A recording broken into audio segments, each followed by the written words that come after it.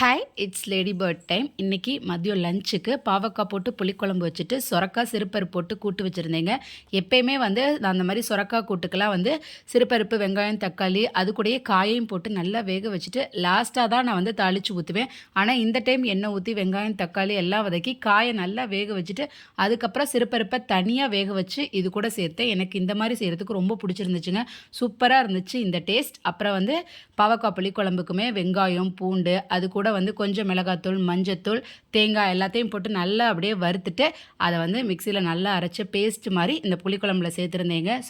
சூப்பராக இருந்துச்சு. அந்த தேங்காய் ஊற்றுனதுக்குமே வெல்லம் கூட சேர்க்கல, ஆனால் டேஸ்ட் ரொம்ப நல்லா இருந்தது.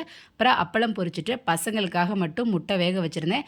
இதுதான் இன்றைக்கி நம்ம வீட்டில் லஞ்ச். பாவக்காய் புளிக்குழம்புக்கும் அந்த சொரக்காய் கூட்டுக்கும் சூப்பராக இருந்துச்சுங்க.